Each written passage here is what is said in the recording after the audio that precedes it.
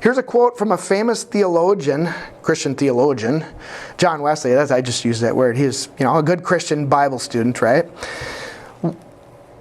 That might help those kinds of people believe. He eloquently stated that the Calvinists, I'm going to read just a couple paragraphs real quick here. The Calvinists who deny that salvation can ever be lost reason on the subject in a marvelous way. They tell us that now check this out, they tell us that no virgin's lamp can go out, no promising harvest can be choked with thorns, no branch in Christ can ever be cut off by unfruitfulness, no pardon can ever be forfeited, and no name blotted out of God's book. They insist that no salt can ever lose its savor. Nobody can ever receive the grace of God in vain, bury his talents, neglect the great salvation, trifle away a day of grace, look back after putting his hand to the gospel plow. Nobody can grieve the Spirit till he is quenched and strives no more. No, nor can anybody deny the Lord that bought them, nor bring upon themselves swift destruction. And what he did there was he quoted a whole bunch of passages in the Bible and tied them all together. And he basically said, if you can never lose your salvation, then none of these passages are true then. And he continues on.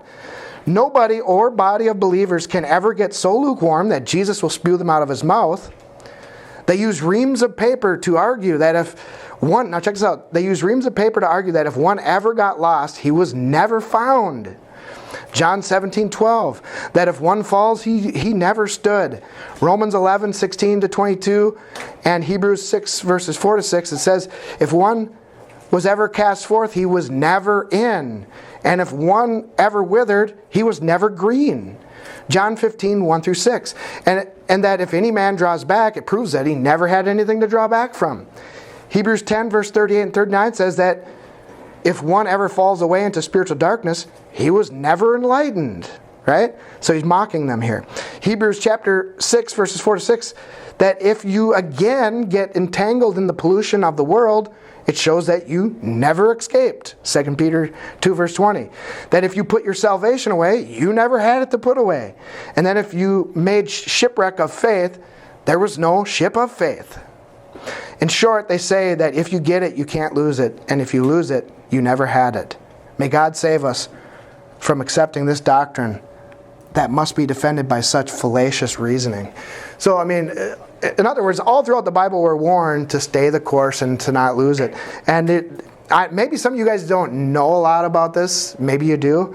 But this is a big teaching that has taken over our church. And I think it's led us to a state of complacency that we're in today. Everybody just thinks that I believe and I'm saved and it's good times, I got a free ticket to heaven. And then this other side really reassures them and says, no matter what you do, you can't lose your salvation.